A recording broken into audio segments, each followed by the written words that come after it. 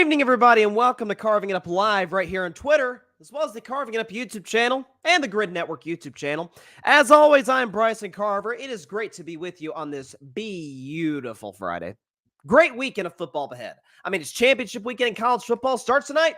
Washington, Oregon, massive ramifications in the final Pac-12 championship game ever in all likelihood. Washington, Oregon, huge college football playoff ramifications. I'll predict that game as well as the rest of college football championship weekend. I will tell you why the college football playoff will look how it will look on Selection Sunday. Who will be the top four? Who will be the first two outs? I will tell you why on the show in about a half hour. Also going to get into my Week 13 NFL predictions, including Bryson's Bleak bet, upset of the week, and if I were a Bettin Man, cannot wait for that segment. Also, the marquee matchup of the weekend, one of those games I'll predict, features the Philadelphia Eagles and the San Francisco 49ers, which happens to be a rematch of last year's NFC title game, and a lot of chit-chatting between both of those teams. There is a key factor, I guess you could argue, from a matchup perspective and standpoint, and from a stylistic standpoint. Maybe the two can join, I don't know. But how we're looking at Philadelphia and San Francisco, and how I think this matchup has a potential to play itself out. I will discuss that in about 20 minutes from now. Very, very excited to be on the show today. And I see I've already got an Eagles fan in the comments. The Steagles fan at 568, who happens, we had a discussion in the comments section of an Eagles video that I just did recently about how, the Steelers and the Philadelphia Eagles back during World War II happened to become one team, and they were the Steagles. So, which is very fun. But hey, shout out to what's your username again? Steagles fan 568. Shout out to you, my friend. But first,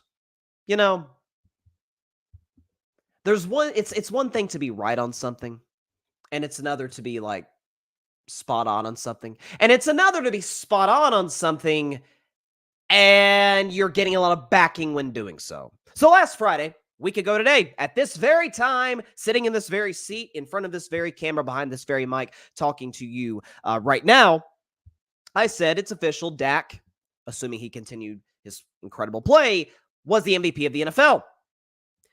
Well, today, and even coming into today, or rather yesterday, the game when the Cowboys played the Seattle Seahawks, the whole narrative about Dak and Dallas was, yeah, Dak's good. Yeah, even Dak's haters were like, yeah, Dak's playing pretty awesome right now. I mean, his numbers are off the charts, and the Cowboys are in the midst of potentially chasing that number one seed, potentially chasing down the Eagles for the NFC East. We'll see what happens as time goes on in that regard. There's a lot to be decided. A lot of it will happen between Philly and San Francisco this weekend, but the notion and the narrative around Dallas and Dak in particular was, well, they're good.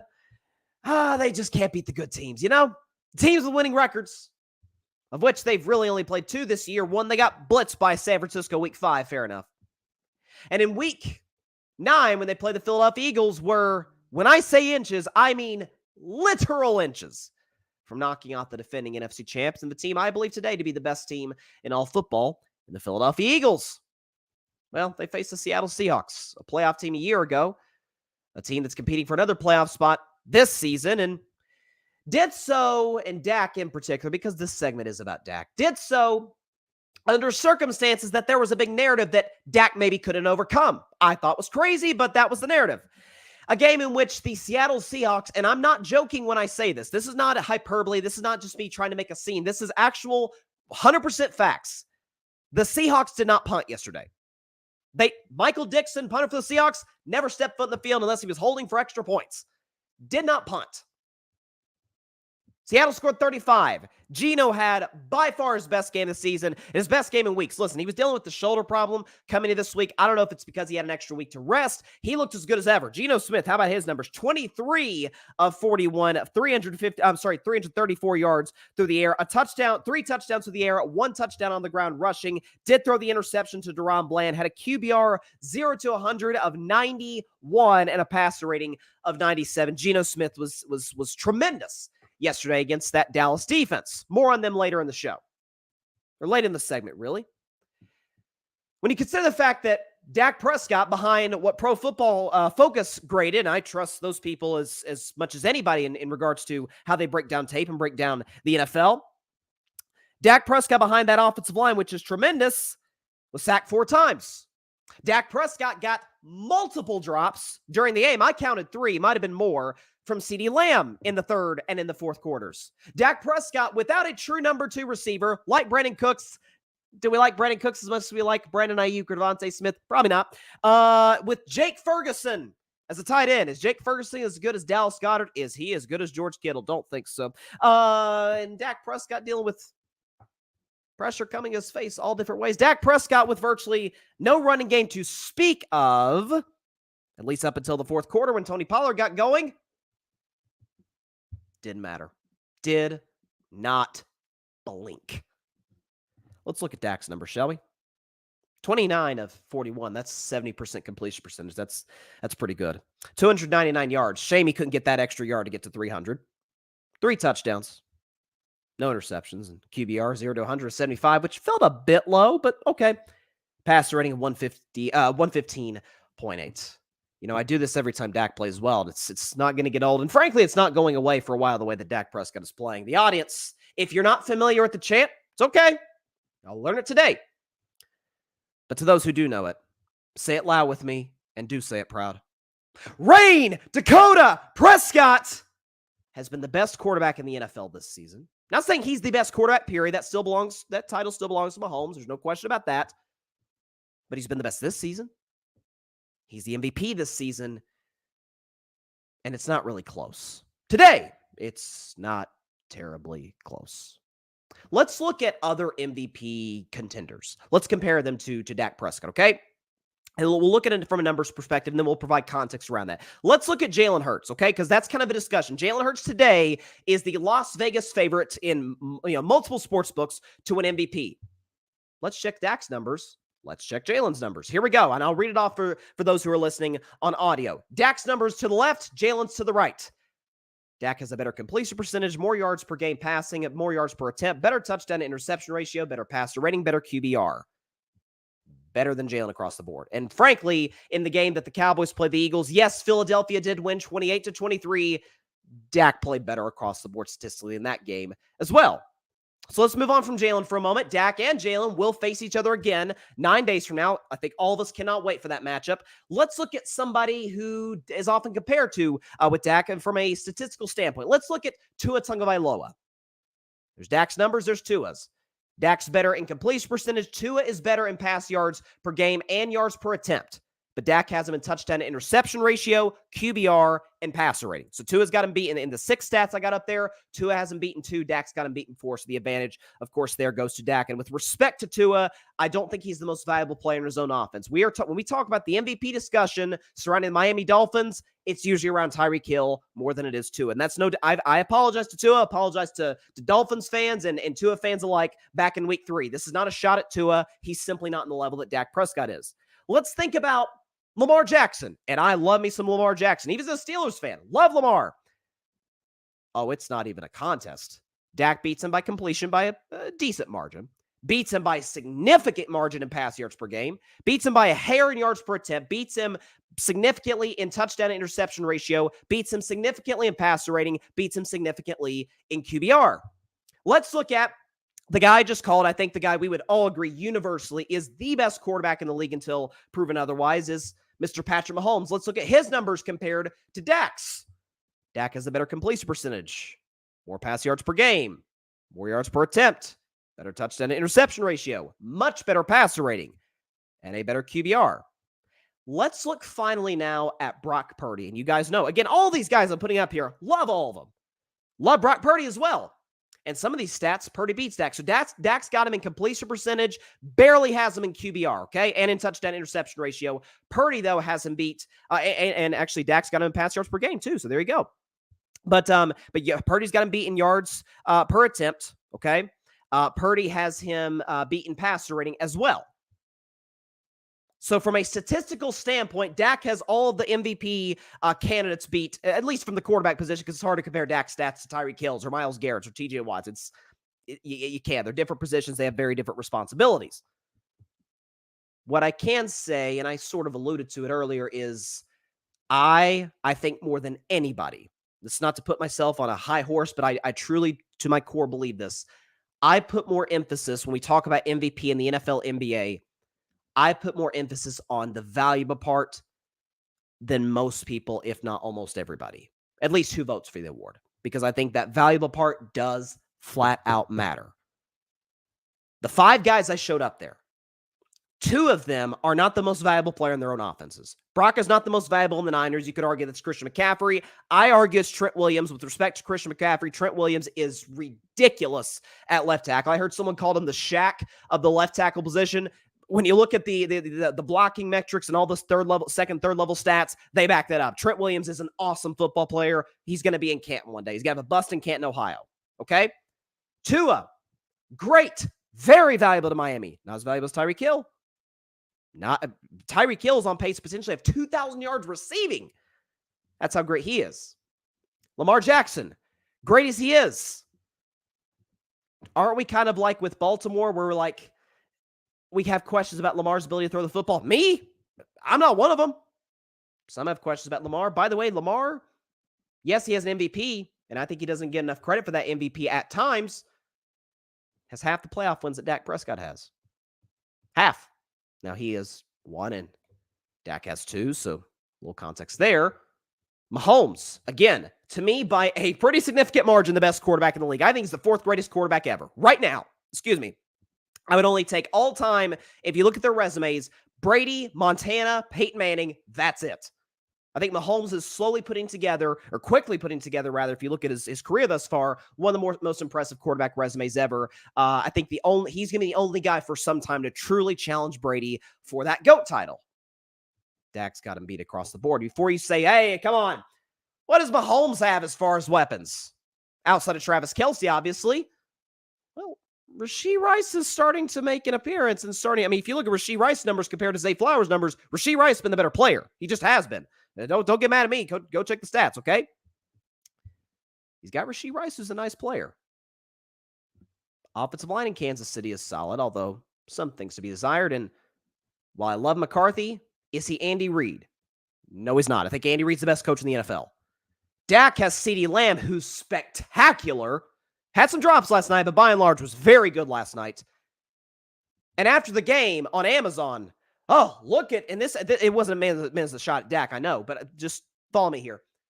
Look at Jake Ferguson. Yeah, made the catch for the game-winning touchdown, at least the go-ahead touchdown in the 4th quarter. Look at this kid. Nobody knew. Outside of Cowboys fans, nobody freaking knew who Jake Ferguson was before the season. Come on. Brandon Cooks. Brandon Cooks is the Cowboys' number 2 receiver. He's so great that for Dallas, this is, what is this? This is 5th team, 6th team? He's played, I remember, for the Saints, for the Rams, Patriots, Texans. I mean, he's been all over the place. He's like Johnny Cash. He's been everywhere, man. It's like the Ryan Fitzpatrick of wide receivers. And that's no disrespect to Brandon Cooks, but is he what Jalen has in Devontae Smith, who, has a Heisman Trophy on his shelf? Or is he as good as Brandon Ayuk, who has multiple 1,000-yard seasons regardless of quarterback play? Does he have an elite running back? Now, you could argue Philly doesn't have that because Jalen is in large part the great in the run game, and that's to me boosts Jalen's case. Purdy's got Christian McCaffrey, who's the best player at his position. What does an MVP do? What does, as I talked about last month, I remember doing a segment on this. What does I call them blank check quarterbacks do?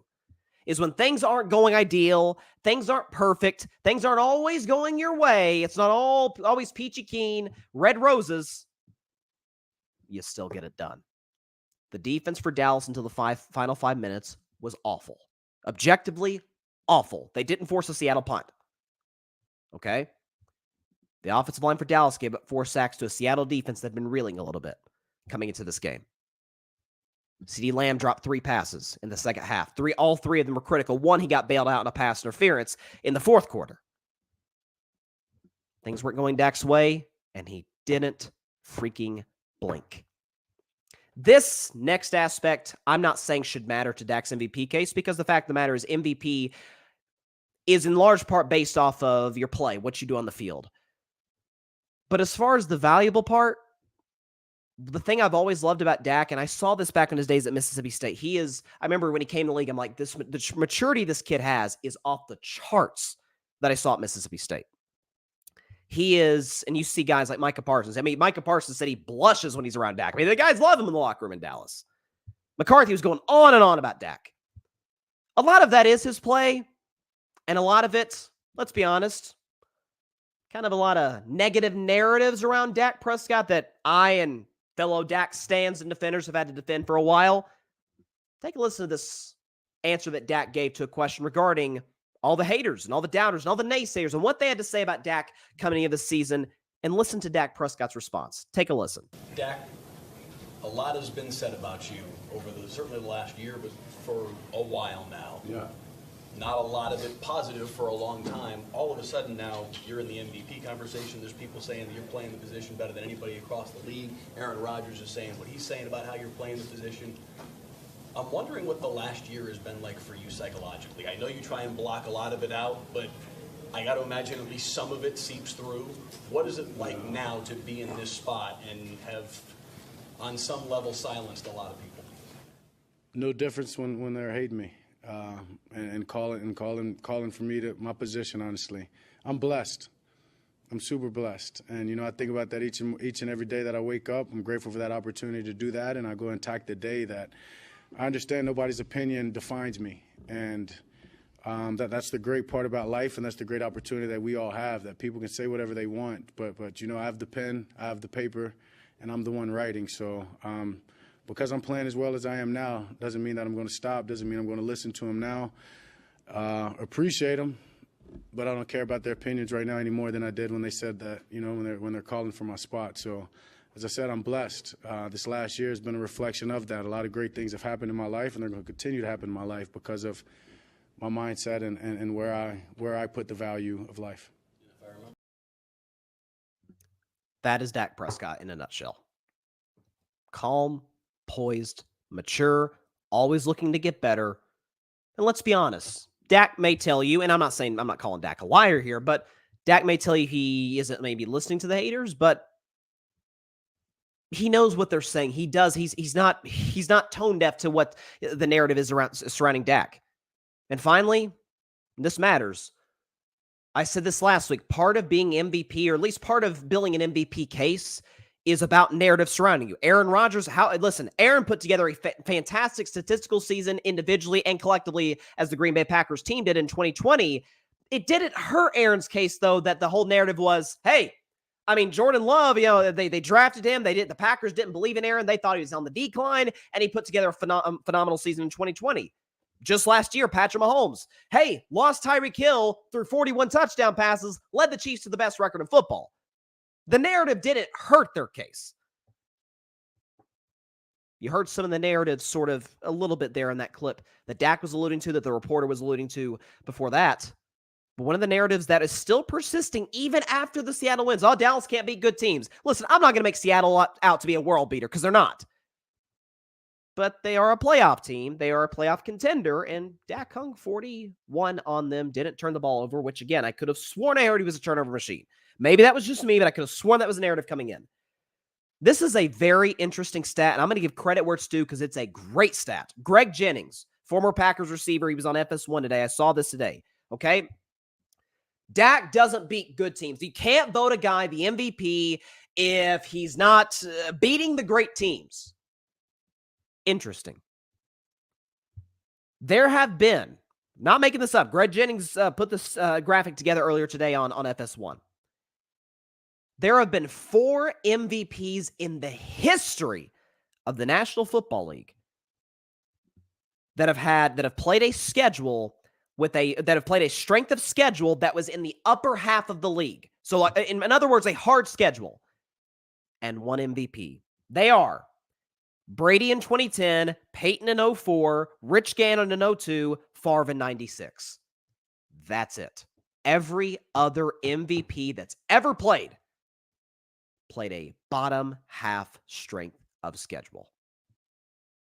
So if the narrative is that Dak can't win MVP because the schedule's weak, well, then you have to strip the MVPs from every MVP that's ever won, aside from Brady in 2010, Manning in 2004, Gannon in 2002, Favre in 96. It means all of their MVPs, if we're going by that narrative, are irrelevant. Dak is the MVP of the NFL. It's with respect to Jalen Hurts, who I think's in second. It's not particularly close. By the numbers, by the narratives, by the value, it's Dak, and it's Dak by a mile. I just think I don't know what. Take the shades off now. Don't know what more y'all need to see. Y'all at least who doubt out there. Again, now this for me as a Dak guy, this run here has been a blast. Listen, I've always said I've always viewed Dak as elite. I've went back and forth with people on this show, on social media about whether or not he's a top. I think it's the whole top 10 guy. If you don't think Dak's a top 10 guy, you're simply not watching the game. You're literally blind at this point. But man, what he's doing is absolutely spectacular, and but by the way, something else I'm not saying this should matter to his MVP case. I don't think it really should, because they got to look at the totality of the league and not just necessarily team history.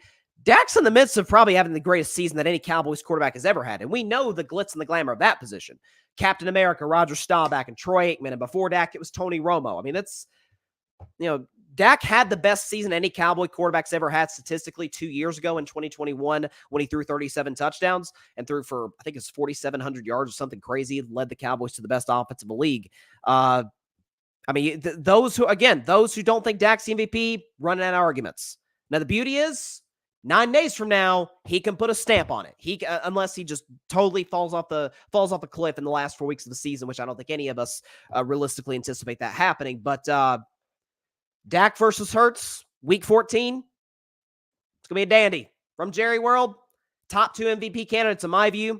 I think it's Dak by a mile, Hurts a second, and then throw out whoever you want in third. If you want Tyreek, if you want Tua, if you want Purdy or Mahomes, Lamar, I don't think Lamar's in the discussion with respect to Lamar, and I've always been a Lamar Jackson defender.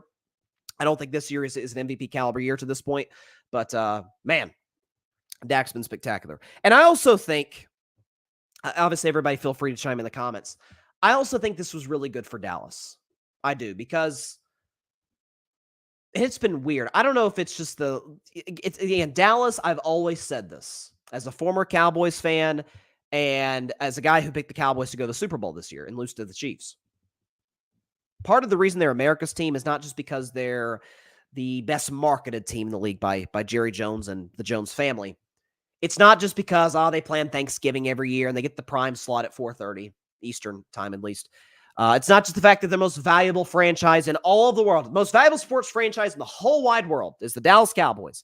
It's because, like most great people in America, or most great businesses and entities, and the Cowboys are that. They have 5 Super Bowls, and they've had tremendous success, obviously, off the field and in business as well. People love them or people hate them. They are polarizing. Most successful people or entities are. The reason I say that is because up until this game, Dallas just beats up on the bad teams. They beat up on your Carolinas of the world and your Giants and the Jets. Really the only bad team Dallas struggled against, and matter of fact, lost this game, was the Arizona Cardinals, which, Robert Joshua Dobbs was starting at quarterback. So, I'm not surprised the Dobbs guy. But the point is, when Dallas, and I think they deserve more credit for it than they get. When Dallas runs into a bad team, they don't give them an ounce of life. I think that's a skill. I think that's something they should be committed on. Would it have been good for Dallas last night to beat Seattle 38-17? Well, sure, any win is good. It's why I've been defending the Eagles, and I hate the Eagles, but it's why I've been defending the Eagles, the whole, they're lucky, they're winning close games. Well, they're playing the toughest schedule in the league. There's probably going to be some close games in there, and you probably are going to need some good fortune to beat some teams from time to time. I don't think I should look at that as a reason to doubt you. Dallas was in a similar situation that Philly's been in recently, where going got tough. Guy was the defensive player of the month, just broke the record for most pick sixes in a season ever, Mr. Deron Bland. Ooh, he got cooked all night long by DK Metcalf, did he not? Micah Parsons until the last play of the game. Wasn't really heard from. Dallas' secondary, and again, in general, got torched. It wasn't, by the way, on both sides, a terribly well officiated game. There was a lot of flags. I didn't love how the game was officiated for both Seattle and Dallas. Again, you missed on a 4th down from midfield. You weren't, and this is a little bit of a concern for Dallas. They need to convert in the red zone more. With as good as Dak has been, they need to convert in the red zone more. CeeDee Lamb, their best offensive skill position player, dropped 3 passes in the second half. Didn't get much of a running game until late in the game. and they still won.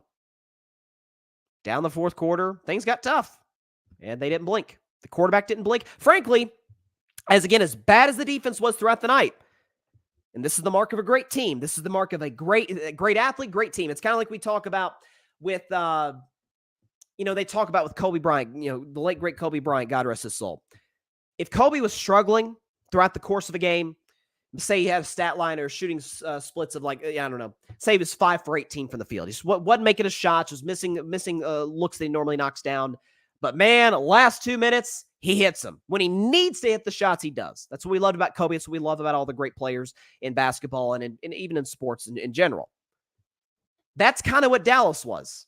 Offensively, they were great from start to finish. Defensively, that was not the case. Again, here's what we look at for Seattle's drives. Touchdown, missed field goal, touchdown, touchdown, touchdown. They threw a pick, touchdown. After that, fourth quarter, turnover and downs at midfield, turnover and downs at midfield, turnover and downs on midfield. Whether it was a DeMarcus Lawrence stop, whether it was an incomplete pass, whether it was Micah Parsons at the very end of the game, which Geno Smith in the press conference said the play was designed, the protection was designed to let Micah Parsons run scot-free. I have a very hard time believing that you're going to let the best defensive player for the other team and probably the fastest player at his position in the league just get a free rush unblocked at Geno Smith. I don't know. But when they needed to, they got the stops. Now, Seattle came into this game averaging 22 points a game. They obviously scored 35. So, is some of that Seattle's desperation given their upcoming schedule? They got to play the Niners next week, then they got Philly the week after. Sure. Is that some of Dallas's defensive deficiencies? Is it the fact that Deron Bland is much more of a ball hawk than he is a pure cover corner in the same respect that Trayvon Diggs was 2 years ago? Good news is Diggs improved. Let's see if Bland does. There's the rest of the season and as he progresses in his very young career. All those things can be true. All those things can be factors. Good news is for Dallas. They get 10 days off to prepare for the Philadelphia Eagles. They'll have a rest advantage. They'll have a preparation advantage in terms of their time. Big, big win for the Dallas Cowboys to at least stay afloat to compete for the NFC East. And really, if you're competing for the NFC East, you're competing for the 1 seed. Because obviously San Francisco is something that we talk about Philly's schedule. The tough part of Philly's schedule is coming to an end. So they have San Francisco, about to get into that game in just a second. But they got San Francisco on Sunday, at Dallas next week, at Seattle the week after in a game that just got flexed to Monday Night Football. But then Seattle has Giants, Cardinals, Giants. They should win all 3 of those games. So if you're Dallas, you're like, okay, we hope they lose to the Niners. We'll beat them. And then, fun fact or not so fun fact, if you're a Cowboys fan, Eagles have to lose again because Dallas won't have the tiebreaker. They'd have to, again, it's too in-depth for me to really get into, but Philly has to lose again and have 4 losses, Dallas with 3. Dallas basically has to run the table to get the 1 seed. But for San Francisco, upcoming schedule isn't easy either. So Philly on Sunday. Seattle, they've got the Baltimore Ravens, the frisky Washington Commanders, and the Rams who are fighting for a playoff spot and could be doing so all the way in Week 18. And we know Sean McVay does not own Kyle Shanahan. It's the other way around. Shanahan owns McVay to a certain degree. I'm just saying it's going to be a fun dash to the finish in the NFC. There's no question about that. No question about that. It's going to be a fun dash to the end. But my takeaway from last night, Dak's the MVP. And I said that last week, Dak was the MVP. Now it's by a significant margin. It's kind of like what I say. I said when LeBron broke the scoring record, when he broke Kareem's scoring record, I said whether or not you think Jordan or LeBron is the GOAT, if you're arguing Jordan's case, you're losing arguments. Not that you're losing the arguments that you normally make, the 6 rings and all that, but you're running out of arguments. The same applies to Dak. He's got the stats, the value's there. For all you that didn't want to see him, didn't think Dak could beat a good team, which was silly.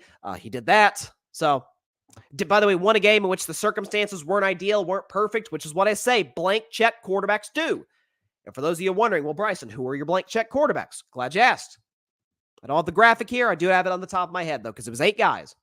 Mahomes, Burrow, Lawrence, Allen, Dak, Hurts, Herbert, and Lamar. I've seen those 8 guys, win a lot of games when the circumstances are not always ideal. You say, well, what about the Super Bowls? Mahomes is the only guy in that list with a ring, okay? So Lamar and Mahomes are the only 2 guys in that list with MVP, although Dak very well might join them very, very, very soon. But by the way, and then I'll move on. Great Thursday night game. And I actually think for the NFL, like Al Mike, I thought Al Michaels' Kirk Herbstreit was spectacular last night. I almost think that was not a good look for Thursday Night Football in a weird way because we've been lamenting, the Thursday night games have been terrible this year. They were bad last year, probably bad the year before that, for all I know. Yeah, because football players shouldn't be playing twice in 5 days. They just shouldn't. To me, the only Thursday night games of the whole season should be opening night, and for tradition's sake, Thanksgiving. That's it. I think we should abolish Thursday Night Football. I think it's terrible for the players' health. It's terrible for the viewing product. If the NFL truly does care about safety, get rid of Thursday Night Football and quit adding games to your schedule. Come on. So that's just my 2 cents. But because Dallas and Seattle didn't have 4 days off, they had 7 days off before their next game, as you normally would, Sunday to Sunday. In this case, both played on Thanksgiving, so it was Thursday to Thursday. There you go. Very, very fun. Okay, we just got this, some, I guess, minor, major breaking news, and then I'll get to Philly and San Francisco. This isn't surprising. I've already made my picks, which I will give at the end of the show in about 45 minutes from now. But the Patriots, according to Jeff Howe, have benched Mac Jones and will start Bailey Zappi. And it says apparently there's also a package of plays for Malik Cunningham, who's kind of like a dual threat's probably the wrong word to use, but like an offensive kind of chess piece, like a Taysom Hill, so to speak. Apparently they want to use him in some package plays. So Bailey Zappi is officially going to start at quarterback for the New England Patriots, and no, Michael McCorkle-Jones is going to be riding the bench. And not to rub salt in the wound, because I don't believe in taunting an opponent when he's at his lowest, or not an opponent, a person when they're at their lowest. But I have been saying from the jump, since the day Mac Jones stepped in the league, he is a backup quarterback. I didn't think it could get this bad, but evidently that's the case. Sorry for all those of you out there. I should have mentioned this at the beginning of the show. I'll mention it now. I mentioned it on Wednesday. I've been feeling a little bit under the weather, so if I sound a little funny, if I don't know, I don't look the best or feel the best, like that's, it is what it is. Should be back to 100% or darn near close to it on Monday. So that's where we're at. But I could not miss today's show. After how Dak played last night, could not miss the show. Dakota Prescott did his thing. Let's move on to the game of the week. We all are looking forward to this matchup between arguably, at least in my estimation, the two best teams in the NFC, Philadelphia and San Francisco. Again, one of the bigger storylines in this game, and I talked about it, I used it as a topic on the 8 o'clock spot, which you can find at the Grid Network every Tuesday night at 8 p.m. Eastern, 5 p.m. Pacific time, the best sports game show in town, the 8 o'clock spot. But I use it as a topic. Is Philadelphia's 10-1 and they're home dogs, which I don't know. I forget I saw a stat, something the last time we've seen that. It's been a very long time since a 10-1 a team has been a home underdog. But the point is, San Francisco's going to Philly as a 3-point favorite. And again, I'll predict this game at the end of the show, so I'm not going to give a prediction right off the bat. What I will tell you is this, and what I cannot wait to watch from a schematical standpoint, or from a schematic standpoint, from a matchup standpoint, from an identity standpoint. I'll ask you a question. What do we know about the Philadelphia Eagles in terms of what they have done consistently, really all season long, but particularly in this stretch over the last month and a half of games, starting with, not really the Dolphins game, starting with the Commanders game in Washington? What do we know that Philadelphia does consistently every week in the fourth quarter or overtime if necessary? They come from behind. This is a team that, when the going gets tough, this is why I give Dallas a lot of props for winning that game last night. That's why I think Dak's the MVP, and why Jalen is second to Dak, in large part because of this. Going gets tough, they don't blink. It's the defense makes plays when they have to. The offense makes plays, particularly the quarterback makes plays when they have to. The head coach, Nick Sirianni, who we get on, he's all the theatrics and stuff. Nick Sirianni is a darn good halftime adjustment guy. And fourth quarter adjustment guy, in-game adjustment guy. There's no question about that. Nick Sirianni deserves all the credit in the world. So Philadelphia is great for coming from behind. Conversely, what do we know about San Francisco when they're at their best? When they get a lead on you, doesn't matter if you're good or bad. When they get a lead on you, chalk it up as a loss and move to next week. When they put their foot in your neck, they will not give you a second chance at life. They snuff you out quickly, just like that. However, and this is to me, the weakness of Shanahan and Purdy. I saw a stat that when Shanahan trails by 8 or more in the fourth quarter as the 49ers head coach, he's 0-37.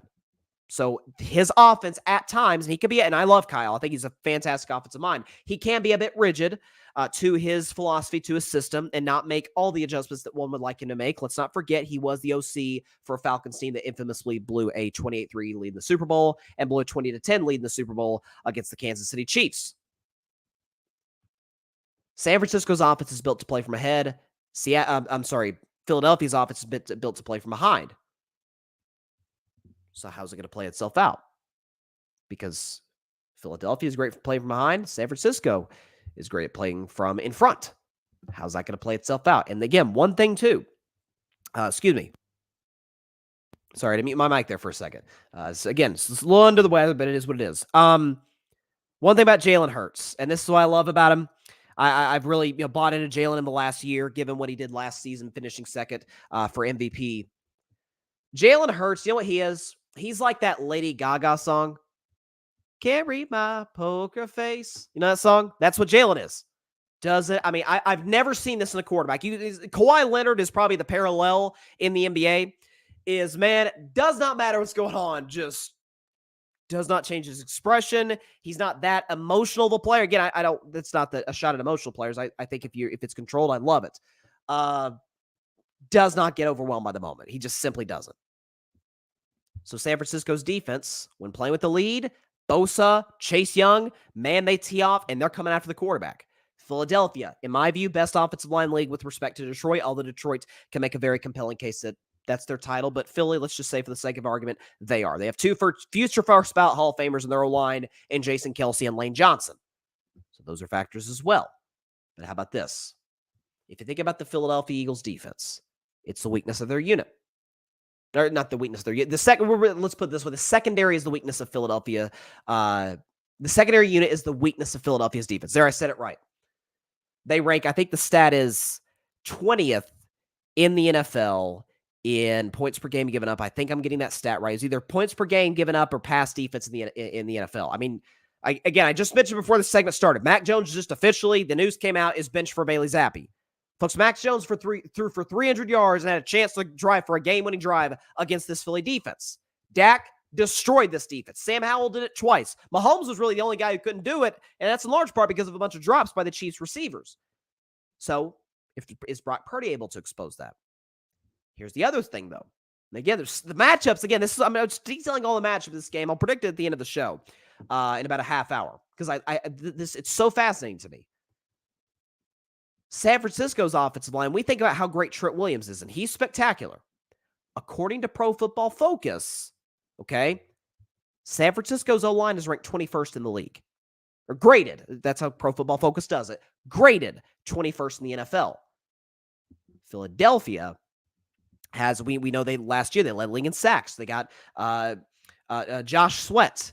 They've got Hassan Reddick. They've got Jalen Carter, who's probably going to be Defensive Rookie of the Year, although I make my case for Joey Porter as a Steelers fan. We'll move on from that. They've got Brandon Graham.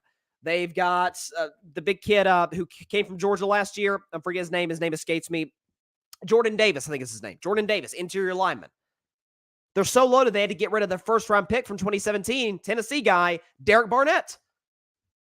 So could Philly expose that matchup issue with the 49ers? Again, another stat, and this sort of goes back to what I was saying about the whole playing from behind.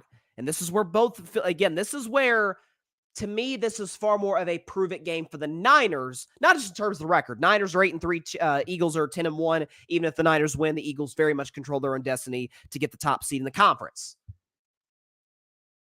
Philadelphia's identity in many ways is playing from behind. It's not San Francisco's. And frankly, it's reflected a lot in the quarterbacks. Brock Purdy, this season, when tied or trailing in the second half of games, he completes 58% of his passes. He has 2 touchdowns, 5 picks, and has a passer rating in the low 60s. Not great. Jalen, on the other hand, completes 68% of his passes, has 10 touchdowns to no interceptions. And we know Jalen's had a little bit of a turnover problem this season, except when he's trailing in the fourth quarter, at least trailing in the second half. He's lights out. 10 touchdowns, no interceptions, passer rating of 140. So 2 different quarterbacks, and obviously we know Jalen's better than Purdy. There's no question about that. But if you look at the identities of these teams, especially the home field advantage that Philly provides, Philly has a little bit. I think San Francisco is the better roster. I do. I think San Francisco, top to bottom, as I religiously say, if Brock Purdy is your weak link, that's a darn good weak link to have. You prefer it not be your quarterback, but if that's the case, you're probably rolling everywhere else. McCaffrey at running back, Kittle at tight end, Ayuk and Deebo Samuel at receiver. Deebo they use in every which way offensively. Great left tackle with Trent Williams. Again, 21st ranked O-line, but still great left tackle, best in the league. Best defensive line in the league outside of Philadelphia. Best linebacking duo in the league with Greenlaw and with Fred Warner. And the secondary, we saw what Travarius Ward did last week against DK Metcalf, against Tyler Lockett, and all those Seattle players, Seattle receivers. I'm excited. It's gonna be a fun game. Good for Fox for taking that one up. There's no question about that. Gonna be a fun game. Hang on just for a second. Yeah, sorry, just a little bit of allergy stuff like that. So manage that the best we can here. My man Ryan Flowers is in the comments, the host of Clutch Sports Talk here on the Grid Network every Sunday morning. Check his show out. Best NFL show in town every Sunday. Ryan says the Dallas offense has evolved into a passing attack. It has. And that's really the weak point out there because the O-line's been good. I think the O-line struggled at times last night, but also had its moments. But the O-line is as good as it's been in a while, probably since Dak's rookie year, to be honest with you, because I thought it deteriorated a lot a year ago. Again, play calling is good. McCarthy has been spectacular. CeeDee Lamb's fantastic. But that's really kind of the weak point, is up until the fourth quarter, Tony Pollard wasn't doing much of nothing. So can they establish that? Can they get that going over the course of the rest of the season? It's going to be very, very important for them. Because, again, Dallas is a team, too, that when they're up, when they're leading, they went to – this is where Zeke was great in Zeke's prime, where they could just turn around, give the ball to 21, and just bleed clock. That was kind of their identity. It's where San Francisco's so great in that regard. They don't really have that. So, again, pads Dak's MVP case all the more. He doesn't have much of a running game. Let's see. Brian says, running the ball ain't doing nothing for them anymore. I'm concerned they can't run the ball physically, which is kind of weird because with that offensive line, you think you'd be able to do that better. But again, is it a Pollard issue? Is it a play calling issue?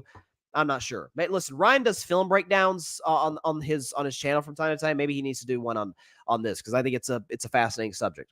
He says 49ers can match up this weekend because they play physical. However, although I have the Niners winning, the Eagles are way more dynamic. And the Eagles too, Ryan, and those listening and watching, the Eagles have proven, this is why I think they're the best team in the league today. They've proven they have multiple ways to beat you. San Francisco's one way. Now, it's a great way, which is go up 7-0 and just ride the momentum from there. And they've done it against great teams. They did it against Dallas. They did it against Jacksonville on the road. Oh, excuse me.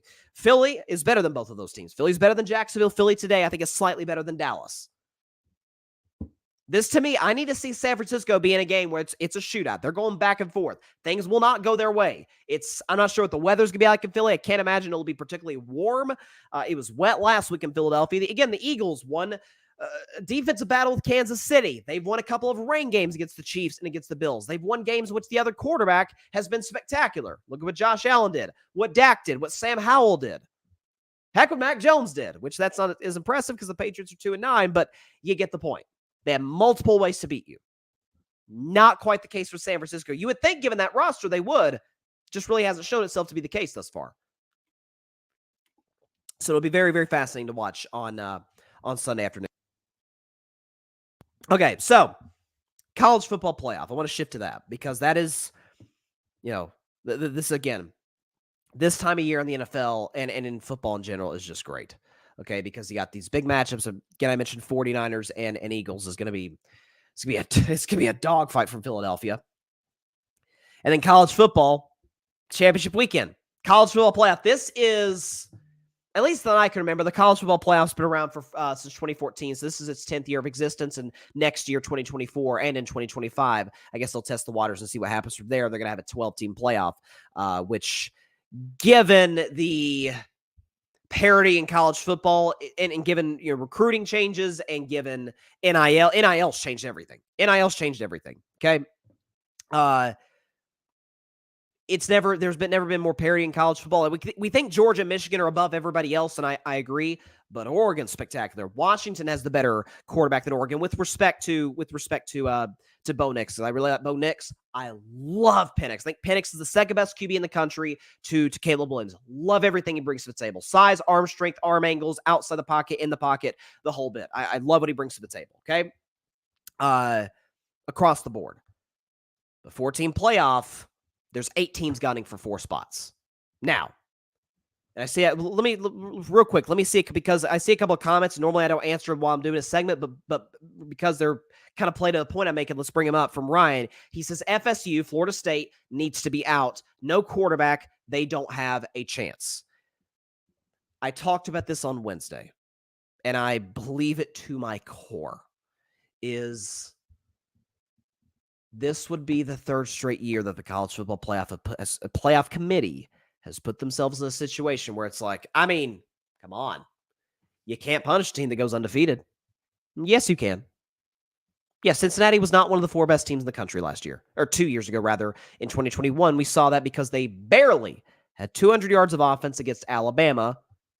Bama rolled them. Last year, TCU, they're the darlings of college football. They're winning the close games, and that's a skill. Yeah, the Big 12 was awful last year. Texas was down. Oklahoma was terrible last year. And as it turned out, TCU wound up losing their conference championship game. And despite the fact that Alabama lost, oh, God forbid, they lost 2 games by a combined 4 points, and both were on walk-off plays on the road against Tennessee and LSU. Bama should have been in over TCU and the Horned Frogs. Nothing against the Horned Frogs. Nothing against TCU, their fan base. It's not personal. They lost 65-7 to Georgia. Let's be honest. The national championship was the Bulldogs and the Buckeyes the round prior. Remember that game, C.J. Stroud? That's really the game that propelled C.J. Stroud to being the 2nd pick in the draft by Houston. We see what he's doing today with the Texans. This would be the third straight year that they do this if Florida State wins. And they've already shown us that they're going to put Florida State in because they were ranked number 4 this week in the college football playoff rankings. I'm here to tell you right now, of the 8 teams gunning for those 4 spots, they're the worst. It's not that they're a bad team. I mean, if you're undefeated, you're doing some. Again, I don't care what the conference is, you're doing something right. But if the college football playoff and the playoff committee in particular is truly all about getting the best 4 teams into the playoff, then they will not put Florida State in the playoff, win or lose this weekend against Louisville in the ACC title game. Here's a fun stat. Not for Florida State fans, but here's a fun stat for everybody else. Strength of schedule. So I checked this earlier today, and it's very important to me. Okay? Do we have it here? Strength of schedules in college football amongst the contenders. Like Saturday Down South had this earlier today. Saturday Down South, which is a great SEC source, but it's good for other things as well in regards to college football and college sports in general. I apologize. It is not pulling up. Okay, here it is. Okay? Strength of schedule among Florida State, Alabama, and Texas. And the reason it's bringing up those 3 teams is because we all automatically assume even if Georgia loses to Alabama, folks, they're not kicking Georgia out. They're not. They won the last 2 national championships. They haven't lost a game in 2 years, and their strength of schedule was about as tough as it gets without playing Alabama in the SEC. Destroyed number 9 ranked Ole Miss. Dominated Missouri. Again, the final score doesn't reflect it. They physically dominated Missouri from start to finish. They destroyed my Volunteers in what was, I was there, the loudest game at Neyland Stadium at one point. Neyland Stadium broke the decibel record at that stadium, 137 decibels. Georgia was there and won by 4 touchdowns. Georgia's not going to get kicked out. Michigan's going to roll Iowa. Spoiler alert for my predictions. Michigan's going to roll Iowa. They're in. Winner of the Pac-12 title game, barring something crazy, is in. So that last spot, it's down to Florida State, it's down to Alabama, it's down to Texas. Texas's schedule, strength of schedule, 13th in the nation. Alabama's 31st. Florida State's 56th. Florida State's key wins are against LSU. Solid win. Kentucky just beat Louisville. They struggled to make a bowl game, and It's Kentucky, and yeah. Clemson, who's struggling to barely stay in the top 25. That's their key wins. Alabama, on the other hand. If you look at Alabama, if they get, again, by the way, the Louisville win is, this is assuming if Florida State gets it. I should have clarified. If they beat Louisville, they'll be 13-0. That'll be one of their better wins of the season. So if Bama beats Georgia, their resume will say they beat the number one team in America, the Dogs. They beat Ole Miss, and they beat LSU. It's pretty good. Texas, one could argue, might have the best, given what they did on the road against Alabama. Beat Alabama. Their only loss is at the gun against a solid Oklahoma team in the Red River rivalry game. They beat Kansas State. They would have beaten if they win, assuming Oklahoma State. Florida State's not one of the four best teams. Folks, Florida State played Florida in state rivalry, play at the end of every season, every regular season, played in the Swamp against a Florida team that's 5-7 and could not even make a bowl game. Delights me as a Tennessee fan, but that aside, they had 224 yards of offense against Florida. If nothing else, and this maybe people won't play this, but as somebody who's consumes as much college football, and frankly, we all do, college football fans at least, we want the best game. It sounds cliche. Oh, it's cliche. No, I genuinely do just want the best game. Want the best teams competing against each other. If the college football playoff puts Florida State in, they're guaranteed one blowout. And hasn't college football had enough of those in the semifinal? Here's a stat, and this sucks. This is why I think Florida State should not get in, okay? In the last 5 years, there's been 15 college football playoff games played, 10 semifinal games, 5 national championship games, okay? 3 of them were decided by fewer than 11 points with an average margin of victory of 3 touchdowns. We've had too many blowouts. You put Florida State in, you're going to get at least 1. You put TCU in last year, you got 1. Would it have been maybe a bit against the grain to put last year Georgia, Michigan, Ohio State, Alabama in? 2 SEC teams, 2 Big Ten teams? Yes. Those were the 2 best conferences. Those were the 4 best teams, and it wasn't even close. Would it have rubbed people the wrong way? Yes, but those were the 4 best teams. And we saw that given what Georgia did to TCU. I don't know. Well, I should say I don't know. I mean, none of us know. I'm going to give my predictions in just a second. None of us know how this weekend is going to play out for sure. What I do know is I do hope the 4 best teams get in. If Texas wins, they will deserve to get in. If Alabama wins, they'll definitely deserve to get in. They would have taken down Georgia. If Oregon or Washington wins, more than deserve. Pac-12 was the best conference this year. Florida State won't deserve to get in. Lost their quarterback, barely squeaked by some average to bad ACC teams, and squeaked by the worst SEC team. One of the worst SEC teams. If they want the 4 best teams, they won't put Florida State in. Undefeated record be damned. They won't put the Seminoles in. A couple of comments. My man Ryan Flowers, West Coast guy, by the way, so he's, I'm sure, going to be up on. By the way, I don't know if Ryan's going to the game because the Pac-12 title game is literally, by the way, in like an hour in Vegas at Allegiant Stadium. He says Oregon rolls tonight. Oregon is a big favorite. I think it's, last I checked, it was Oregon minus 9.5. It's still that way right now, what I'm looking at. Oregon minus 9.5. And he says Penix, quarterback for Washington. Penix looks hurt. Washington has not played well the last few weeks, and a lot of their games were close wins. See, this is where I'll defend Washington. You're not wrong, Ryan, but here's why I'll defend Washington over Florida State's close wins, because I know Seminole fans were saying, wait, why are you giving Washington the excuse? Can I show y'all Washington's wins this season? Again, close or not, okay? They beat this Oregon team by a field goal. 8th-ranked team in Florida State. They beat, at the time, 20th-ranked USC, who has, the best quarterback in the nation. And the number 1 pick of the draft coming up. They beat 18th-ranked Utah. They beat 11th-ranked Oregon State. Now, the Washington State win, not great. Washington did not, fail to make a bowl game themselves. But the strength of schedule, Washington, Florida State, not close. Quarterback play. With respect to Jordan Travis, who unfortunately went down for the season, and I feel terrible for the kid. Wishing him the best. Hopefully he's able to get healthy by the time this next NFL season comes. It doesn't kill his draft stock. Penix is miles better than Jordan Travis. And again, even conference title games. Florida State's big win is against Louisville. If Washington were to win, they would have beaten Oregon, 5th ranked in the nation, and a first-round quarterback on their team, Bo Nix.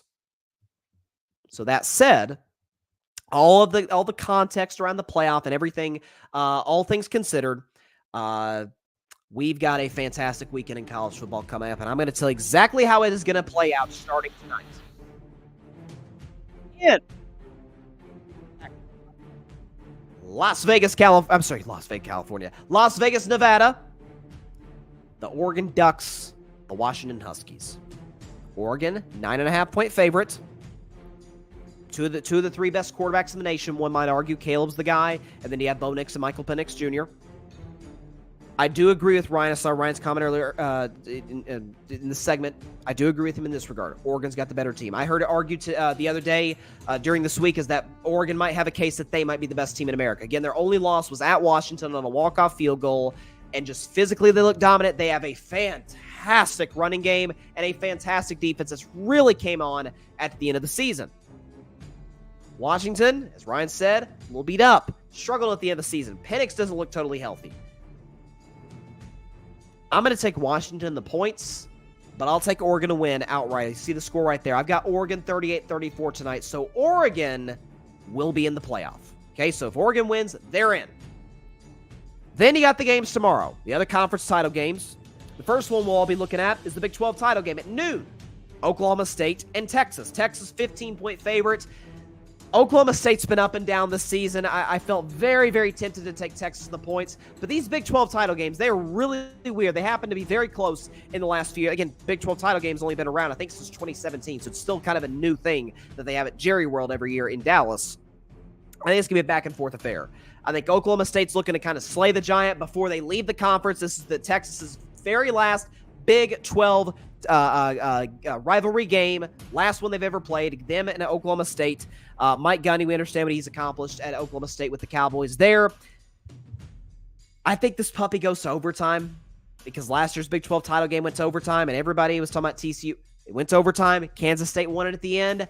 I think Texas wins at the end. I've got Texas 30-27 over Oklahoma State. They will be looking to get in. The next one, and in my opinion, the most entertaining game, at least outside of tonight, the most entertaining game of the weekend in college football features the back-to-back defending champion, Georgia Bulldogs, and the defending SEC champion, one-time defending SEC champion, against the last team that beat them, which was 2 years ago in this very stadium, Mercedes-Benz Stadium, Alabama. Now, this line has been very funny. It was like a 7-ish, then it was down to 6.5, then it was down to 6. Now it's down to 5. So evidently, a lot of people are taking Alabama. I don't know if it's a reputation thing. I don't know if it's a Nick Saban GOAT thing. I'm not sure what's up. The emotion of the Iron Bowl win over Auburn on the crazy play from Jalen Milroe to Isaiah Bond at the very end to win it for Alabama, which was probably the play of the college football season at this point. Not sure. Georgia matches up with Alabama beautifully. Great defensive line, great linebackers, awesome secondary, and about as high-powered an offense as you could ask for that isn't in the Pac-12. Brock Bowers, the tight end there, I'm telling y'all, folks, is going to be a top 10 pick in this NFL draft. He is a match-up nightmare. Fast, great route runner, physical, great run blocker. Heck, Georgia last year, I remember, ran a freaking end around with their tight end. I've never seen a team do that in my life. Ran an end around with Brock Bowers. He took a 75 yards to the house. That's the kind of athlete he is. That's the kind of matchup nightmare he is. They've got good receivers on the perimeter. Jalen Milroe's proved me wrong a lot this season. I had a lot of doubts about him coming this college football season. I said that, I have Bama going 9-3. They had a couple of close calls, but here they are 11-1, back in the SEC title game, back against Georgia. They've had some legendary battles in the last half decade. I think from a matchup standpoint, Georgia, I think it's close for a while. Bama hangs in there with them. Georgia pulls away at the end. It might as well be a home game at Mercedes-Benz Stadium in Atlanta. Georgia wins this one 34-20 against Alabama in a rematch of 2 of the last 7 national title games. Georgia wins over Alabama 34-20. So the Dogs stay number 1. I'm not even going to spend any time in this game. Michigan's going to dominate Iowa. Iowa has no offense to speak of whatsoever. Again, I made fun of Iowa. I said that their uniforms look like the Steelers. Their offense, at least until my Steelers fired Matt Canada, looks similar. Okay, Iowa, if you look at some of their point totals in the last couple of months, okay, it's really bad. And somehow they're ranked 16th in the nation, okay? They scored 13 against Nebraska, 15 against Illinois, 22 against Rutgers, 10 against Northwestern, 10 against Minnesota, 15 against Wisconsin. Ladies and gentlemen, the highest scoring game for Iowa was 41 against Western Michigan. Okay, so, and by the way, that game was back in week 3, back on September 16th, which feels like an eternity ago. Michigan's going to dominate them. I think Michigan has no doubt the best defense in college football. A lot of NFL bodies there. J.J. McCarthy, I think, is a nice... There's some aspects of his game that are a little concerning, at least for the next level, but I like aspects he brings to the table. Blake Corum, I love Michigan's offensive line. They get Jim Harbaugh back, which I can't imagine is such a huge morale boost for them. Michigan dominates this game start to finish, and they win their 3rd consecutive Big Ten title. They dominate Iowa 42-10. I have no reason to believe Iowa's, listen, what's the line for this game? 23.5? 22. Okay, close enough. 22. Michigan will cover that and do it in style. And finally, this is the big one. This goes a long way in determining the playoff. Louisville, Florida State. Florida State only a 1.5 favorite in large part because they did lose Jordan Travis. I get Louisville has struggled at points this year. There was a point in time in which the Cardinals were sitting up there and they were... Shoot, what were they? What was their record? Yeah, 6-0. They were 6-0. Nobody really bought into them. They were 14th ranked, which is kind of low to be 6-0. Because their strength of schedule was abysmal, because the ACC was abysmal. The same can be said about Florida State. I'm of the belief that I don't believe in sports gods. I don't believe in that. I believe in college football gods. But I just have a weird feeling. Louisville's won close games just like Florida State, but Florida State doesn't have their quarterback. I think somehow, some way, Cardinals going to pull this one out. Give me Louisville, 24-20 over Florida State. Again, some of this, maybe I'm just hoping it gets hope. I think they're out. I think Florida State is out by this weekend. And that means, and I'll put up the graphic in just a moment, I believe the college football rankings will look just like this on Selection Sunday, 2 days from now. Less than 48 hours from now, the anticipation will be fantastic. Georgia, number 1. Michigan, number 2. Then at number 3, I think Oregon's there after the win against Washington. And I think the 4th-ranked team in the nation will be the Texas Longhorns. The last 2 out will be the Washington Huskies and the Ohio State Buckeyes at 6. I personally think Ohio State's one of the 4 best teams. Again, if your only loss is on the road at Michigan and the game came down to the final 30 seconds, you clearly matched up well physically with them. I don't think that the committee should punish Ohio State in the way that they have. Obviously, Buckeyes don't play this weekend. They would have to get some insane help in order to get in the playoff. They would literally have to have Florida State lose, Bama lose, Texas lose. I mean, Ohio State's got a lot that they're going to have to root for to get in the playoff. I do not think that those will materialize. Georgia, number 1, they will play Texas, who will obviously join them in the SEC. So there's a fun little preview there. And Michigan, God, this will be such a good game. Michigan, number 2, Michigan will take on Oregon in the college football playoff semifinal. Again, this is to me what it should look like. Well, again, if it's what it should look like, at least in my view, I think Ohio State should be in, but it's probably not going to be, not going to materialize. Texas is a more than worthy number 4 team. They will win their Big 12 title game. Oregon will win the Pac-12 title game. Georgia will take care of Bama in the SEC title game. Michigan will dominate Iowa in the Big 10 title game. And Louisville will do all of college football fans a favor, take out Florida State in the ACC title game, and the Seminoles will go home. And it's nothing personal against Florida State. I got nothing against Florida State, their fans, nothing. It's a great program historically. Bobby Bowden, primetime Deion Sanders played there the whole bit. They are objectively eye test, strength of schedule, watch the film, advanced statistics. They are not one of the 4 best teams. They're simply not. I think Louisville, hopefully, again, it's hope it gets hope to a certain degree because I don't love Louisville either. I don't love anybody in the ACC. I think Louisville takes them out. Again, some of this, again, I am full transparency. Some of this is just hope, but a lot of it, I think, is what is going to materialize on, well, really tonight and then on Saturday. I know I did last year with my guy Mike Guido, co-founder of the Grid Network. Shout out to Mike. I did a segment detailing or going over the college football playoff rankings last year because there was a lot of controversy about TCU, Ohio State, Alabama. And so a lot of backs and forths about who should be in, who should not. And so may do something like that either on the show, YouTube, Twitter, may do something on Instagram Live. I'm going to do something on Selection Sunday. I got to be there, see what all goes down, see what chaos happens in the world of the college football playoff, because I anticipate it'll be quite a lot of that. It'll be fun. It will be fun. Trying to get the graphics on here real quick, and we'll get into NFL predictions for Week 13, which is my including my upset of the week if I were a Bettin Man. And Bryson's Bleak bet. Obviously, Niners and Eagles will be included because that is undoubtedly the game of the weekend. So if we can get the background music going right here, let's go and get started with NFL predictions for Week 13. Here we go. So we're going to start in... Here we go. There it is. Okay.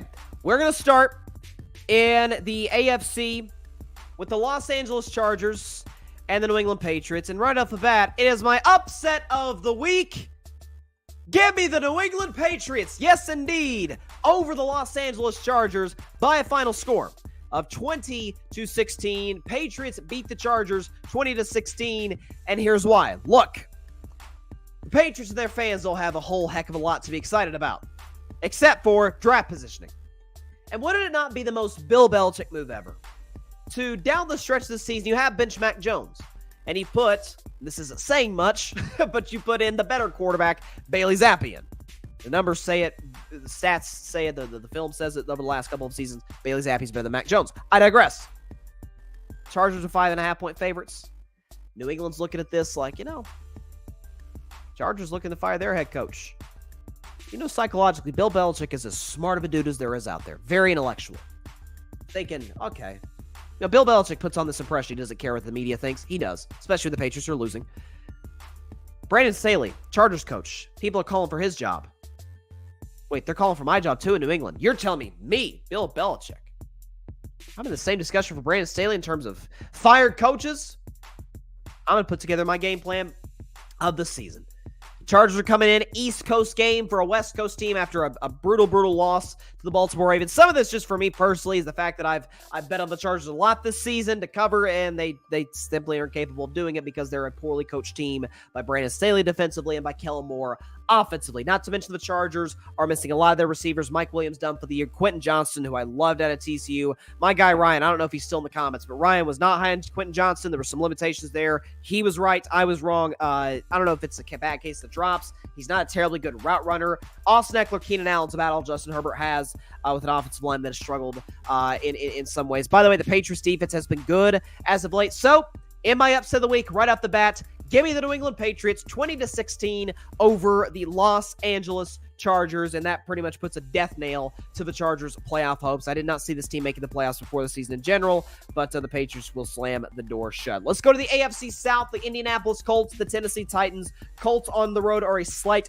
1-point favorite against Tennessee. Fun fact, the Titans, undefeated at home this season. They're winless away from Nissan Stadium, whether it's in London or whether it's here in the United States on other road games. So the Colts, there's always that one team every year, every single season, where like, they made the playoffs? Well, right now, if the season ended today, that would be the Colts. They're 6-5. They own a bunch of tiebreakers. They would be the 7 seed. They would take on the Chiefs in the second round of in the wild card round of the playoffs. So you look what Indianapolis has been doing. Gardner's been playing fine, kind of a game manager type role. Shane Steichen, new head coach, has done a really good job. Colts defense has played well, getting some takeaways over the last couple of weeks, last 2 or 3 games. So props to the Colts in that regard. I just have some weird feeling. Mike Vrabel's one of the better coaches in the NFL. There was this, again, we talk about guys in the hot seat, coaches in the hot seat. Mike Vrabel might get fired this season. What?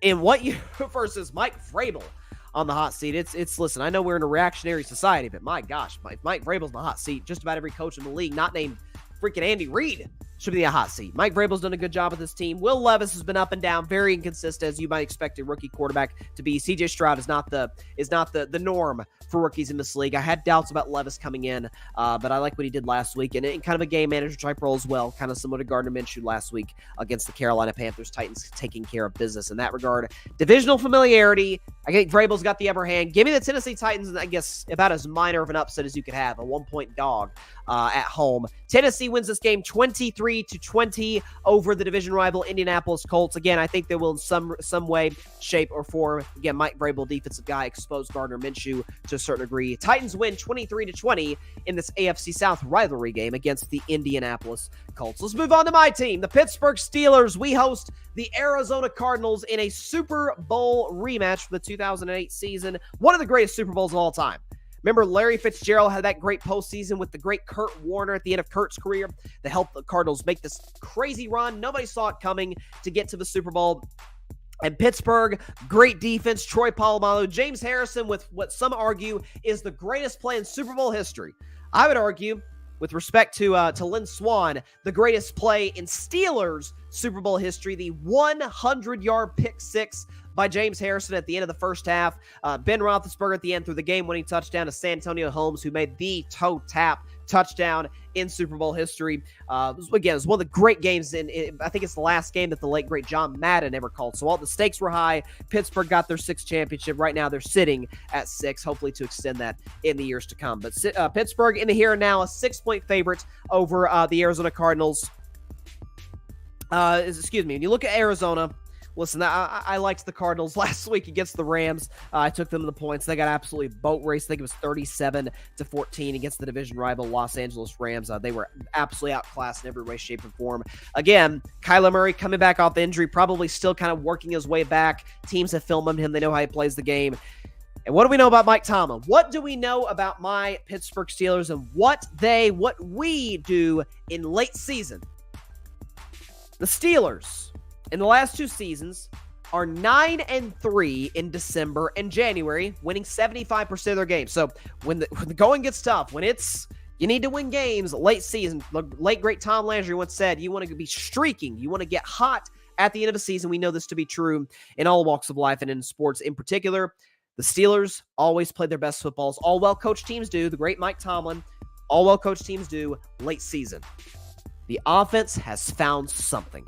400 yards for the first time since week 2 of 2020. Kenny Pickett, 3rd highest graded quarterback by Pro Football Focus in week 12, only behind Dak Prescott and Josh Allen. Kenny was great, no turnovers. The running game for Pittsburgh, led by Najee Harris and Jaylen Warren, was tremendous. I think Jaylen Warren's going to get the football a lot this week. It's going to be kind of a change of pace guy from Najee Harris. George Pickens get the football. I need to see more maturity from Deontay Johnson. If there's a loose ball in the field, at least act like you're making an effort to try and make a play on the ball. But I think Pittsburgh outclasses Arizona in every way, shape, and form from a matchup standpoint. So give me the Steelers 27-13. 27 would be a season high for the Steelers offense. But listen, if you can reach 400 yards of offense finally, with no Matt Cannon in the building, you can get to 27 against a 2-win football team. Give me the Steelers 27-13 over the Arizona Cardinals. Moving on to a really interesting matchup between 2 wild card contenders in the AFC, both on the outside looking in as we sit here today. The Denver Broncos, the hot Broncos, and the Houston Texans. Denver's riding a 5-game winning streak. Houston is a 3-point favorite at home. We know the home team often gets 3 points, so there's obviously that factor there. So again, Vegas is essentially saying, everything considered, all things considered, these 2 teams are pretty much even. So what do we know about Russell Wilson in this winning streak, or at least recently with the Broncos kind of getting hot here as of late? Russell Wilson right now, okay, in this, we have the stat here. Yeah, Russell Wilson in this 5-game winning streak, 8 touchdown passes, no picks, and a passer rating of 109. So Russell's been clean with the football. Sean Payton has kind of helped him evolve into kind of a game manager type of role, really relying on this run game and defense, which has 15 takeaways in this 5-game winning streak. So Denver, stingy defense, a defense that with some of the young guys gets to the quarterback at a high level. CJ Stroud last week, despite the loss, was absolutely spectacular. A couple touchdown passes. I think it was a couple touchdown passes, 2-3 touchdown passes against the Jaguars. Listen, Houston lost the game, but they were inches from sending that puppy to overtime with their backup kicker missing a 58-yard field goal. Stroud is having, by a mile, in my view, with respect to Dak and Ben Roethlisberger and Justin Herbert and all the great rookie quarterbacks that we've seen, this is the best rookie quarterback we've seen in NFL history in CJ Stroud. So I think he's going to play very well against a great Broncos defense. Again, if Denver doesn't take the ball away, they're not quite as effective. Give me the Houston Texans to win 27-23 and cover, barely, but cover, -3. Houston wins 27-23. They stay very much afloat in that AFC wildcard mix. Denver, again, kind of a tough upcoming schedule for the Broncos. This is a game they need to win. Houston, and what's all of a sudden become a weirdly competitive AFC South, gets the W 27-23. And for a Jacksonville Jaguars team that plays on Monday Night Football, makes them sweat just a little bit. Again, Jaguars have 2 games of separation here as we enter December, but the division is certainly not locked up yet. Let's move on to the Detroit Lions and the New Orleans Saints. So Detroit on the road is favored -4.5. So look, Detroit has a lot of advantages in this regard. So, excuse me. Sorry about that. So they have the coach advantage in Dan Campbell. There's no question about that. He's great situationally, very aggressive on 4th down, as we know. Dennis Allen, with respect to the guy, I've said from the jump, he is not an NFL head coach. Not anything close to it in my estimation. I've been a Derek Carr guy for a long time. It hasn't been good. The pick 6 last week to Jesse Bates did the Saints in a very big way. And at home, listen, they're good at home. But Detroit coming in, they got embarrassed on Thanksgiving. You know the rule I have about great teams, and I don't know if the Lions are necessarily, I don't know if the Lions are necessarily a great team. I apologize about that. I don't know if they're necessarily a great team, but I do know about them. Good teams, great teams, coming off an embarrassing loss, they want to go out and embarrass the other opponent the next week. That's why the Lions are 4.5 point favorites on the road in New Orleans. I think Jared Goff's going to play well. I think this Lions offense is going to kind of find itself, get back into the rhythm. I still have concerns about this Lions defense, so for that reason, I think the Saints will keep it closer for a while, but the Lions will get a late field goal to kind of pull away there at the end. Give me Detroit 30-24. Again, Lions still kind of in the race potentially for that 1 seed in the NFC. So give me Detroit 30-24, and maintaining a pretty healthy distance between everybody else in that pretty crappy NFC North. Detroit wins 30-24 over the New Orleans Saints. It is now time for Bryson's Bleak Bet. It's one game every week that I have absolutely zero confidence in predicting, but hey, you got to predict them all. It comes from the Meadowlands, Atlanta Falcons, New York Jets. A quarterback matchup featuring Desmond Ridder and Tim Boyle. Now, Desmond Ridder was a pretty good college quarterback at Cincinnati, helped them get to the college football playoff. Again, I don't think Cincinnati should have gotten there, but Desmond Ridder was very good in 2021 and getting the Bearcats to that point. Tim Boyle, on the other hand, not as much. 15 touchdowns, 18 interceptions as a college football quarterback, so not great at UConn. I believe it was at Eastern Kentucky after that. He was there in Rodgers, though, so he's on the team. Evidently, Robert Saleh feels he's a better option than Zach Wilson, so that's not great news for Zach. But the Falcons right now, 2-point favorites against the Jets. I saw the over-under for this game. It is disgusting. It is, unless you're a Falcons or Jets fan, or unless you're just gambling on this game, my advice to you is don't watch. The over-under is 33.5, so don't expect a lot of points. I'm going to take the under in this regard. Look, the quarterback play is going to be abysmal. Both defenses, by the way, are really good. They're opportunistic, taking the ball away. I'll take the Falcons, I guess. Again, the segment is called Bryce's Bleak Bet, but I'll take the Falcons 19-13. Expect a lot of Bijan Robinson. Expect Arthur Smith to take the ball out of the hands of Desmond Ridder quite a bit, but I'll take the Falcons 19-13 over the New York Jets. I have no confidence in predicting this game. I'm just, I got to predict them all. That's what's the name of the segment.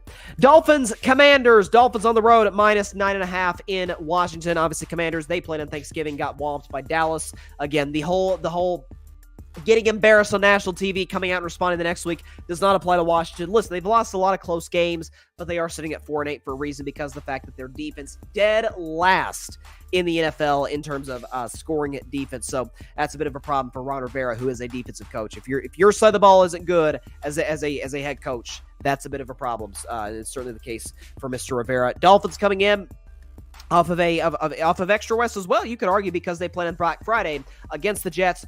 Impressive offensive performance. Tua was good. Tyreek was good. Raheem Mostert was very good. This Miami offensive line held up there in a big way. -9.5. I considered pulling back a little bit. 9.5 feels like a lot on the road, but I like where this Dolphins team is progressing. They seem to have shown an ability to run the football more. Mike McDaniel, since the bye week, has shown a real commitment to that. So I will take the Miami Dolphins to win this game 34-17 and cover the -9.5 point spread. Dolphins win 34-17 over the Washington Commanders. To the afternoon slate of games, come to the NFC South, a division in which, unfortunately, a team is going to make the playoffs. And by the way, crazy enough, the Carolina Panthers, who today sit here with the worst record in the league, they're 1-10.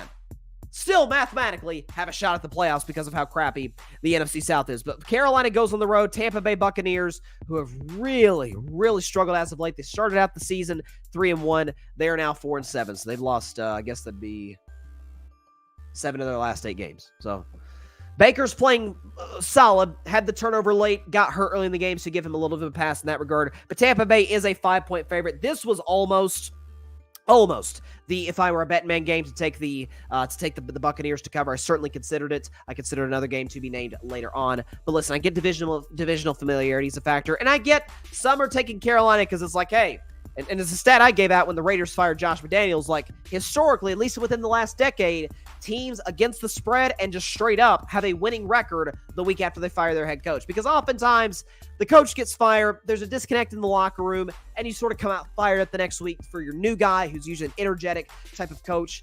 That's not really the case in Carolina. They promoted, I think, the running backs, not the running backs coach. They fired the running backs coach, promoted one of the assistants to be the head coach. Frank Reich is not the problem in Carolina. Frankly, I don't think Bryce Young is the problem in Carolina. If you say, well, look at his numbers, I would say look at Trevor Lawrence's rookie numbers.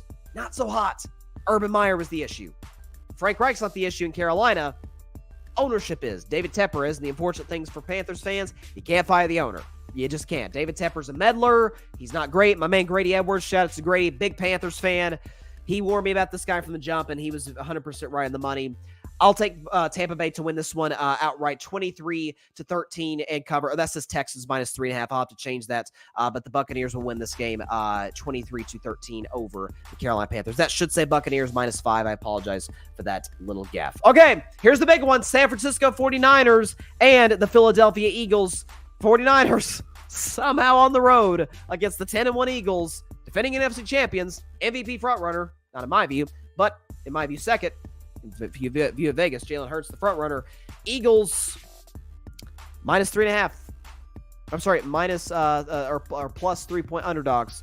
Or 3-point underdogs, I should rephrase that, against San Francisco at Lincoln Financial Field. So, San Francisco coming in, they were 5-3. They had that 3-game losing streak going in their bye week. They've since won 3 straight. Dominate every opponent they face, starting with what I believe to be a very good to great Jacksonville Jaguars team. Eagles, on the other hand, 10-1. That only loss being a very weird game to Zach Wilson and the Jets. Again, I detailed really all the matchup qualities of this game earlier in the sense that, listen, Philly is great from playing from behind, and the Niners are great playing in front. So how's that going to materialize? We know this is the fact that I'll mention the stat again that Jalen Hurts, when trailing in the second half this season, has a pass rating of 140 and has 10 touchdowns to 0 picks. On the other hand, Brock Purdy, a pass rating of 60 and 2 touchdowns, 5 picks when trailing this season. So a tale of 2 different quarterbacks in that regard. Obviously, we know Jalen is better than Purdy, but you wouldn't think Brock's stats would be that bad given the weapons around him and given Brock's ability as a passer in and outside the pocket and given Kyle Shanahan's smarts as an offensive coach.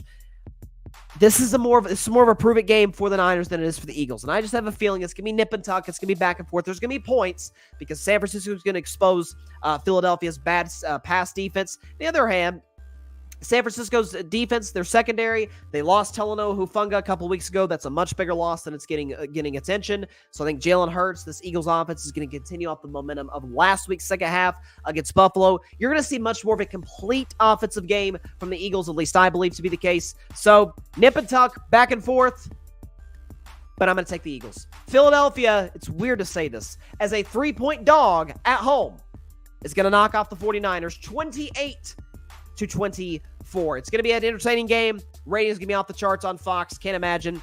Shout out to both these teams. Again, I believe to be the 2 best teams in the NFC currently. But Philadelphia will kind of expose San Francisco's flaws in the fact that the Niners do not play well from behind. The Eagles are great. Best team in the league coming from behind. Give me Philadelphia 28-24. Although, for Dak's sake, for Cowboys fans' sake, I will be rooting for the 49ers. So it's a win-win either way. Either my pick's right or my hopes and my hopes for this game and for Dak Prescott to potentially steal the NFC East are right, or at least bring me happiness and joy. It is now time for my favorite segment every week. It is time for Bettin Man. If I were a bet man, I'm taking a good, long, hard look at the Cleveland Browns and the Los Angeles Rams. Now, the Rams at home, And for the two LA teams, is it really that much of a home? Beautiful stadium, gorgeous stadium. The buy-in from the Los Angeles, public is more into the Lakers and the Dodgers and the LA Kings and the LA Sparks and LAFC. It darn sure isn't in the LA Angels. But the point of all that is, it's not really in the Rams. It darn sure isn't in the Chargers. The Chargers have virtually no fan base to speak of. Kind of like the Los Angeles Clippers to a certain degree. But point of that all is Rams are 3.5-point favorites at home against Cleveland. So the Rams right now, they're in a really ideal situation because they swept Seattle. Now, Seattle sitting there at 6-6. If the Rams win this week, they, unless the Packers win, more on that in a second, they will be the 7 seed, maybe the 6 seed due to tiebreakers, given how Minnesota's playing in the NFC. So you look at what LA's doing. Last week, 37 points. Stafford threw not 1, not 2, not 3, 4 touchdown passes against the Cardinals. Cooper Kupp's looking healthy. Puka Nacua has been one of the better offensive rookies this season. Probably will finish second for offensive rookie of the year to CJ Stroud. He's been spectacular all season long.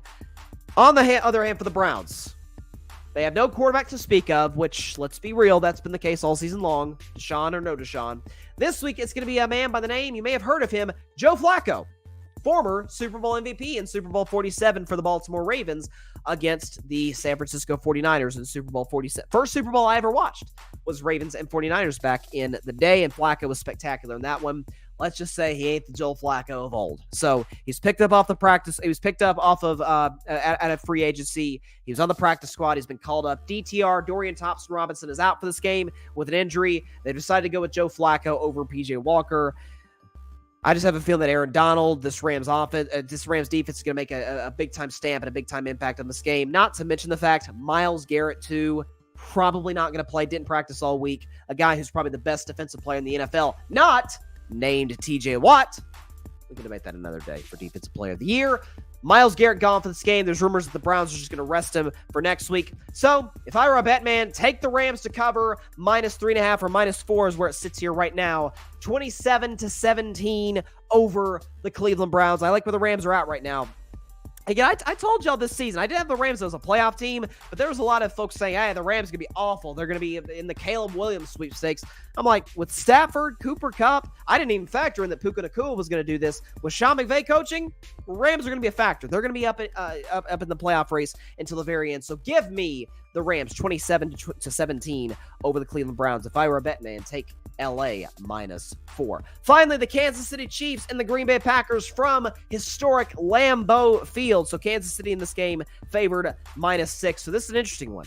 So all the betting public to a certain extent is kind of, again, I know Kansas City is a 6-point road favorite, but a lot of people are starting to like the Packers. Hey, they won that home game against the Chargers. They went on the road to Detroit Thanksgiving Day. Everybody's, including myself, is on the Lions.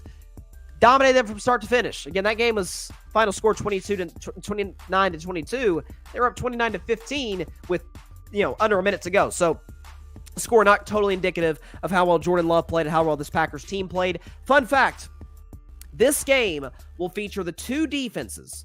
Do we have this stat correct? We do. Okay. I'm sorry. This game will feature a defense in Kansas City that has not given up over 25 points this season, and a Packers defense that has only done it once. So both these defenses are playing excellent football. I've argued the Chiefs are potentially in the conversation for the best defense of the league when you consider what their secondary's done. Chris Jones, the pass rush is done, linebacking core. They should be getting Nick Bolton back sooner rather than later. Packers defense is playing well. Rashawn Gary has been one of the really good feel-good stories of the NFL coming off of an injury and playing as well as he has. Jordan Love has gotten his rhythm, played well against the Chargers, played very well against the Lions. Here's the thing, though. We've never really seen from Jordan Love the old litmus test that all great Packers quarterbacks have to go through, and with respect to Jordan Love, he's not great.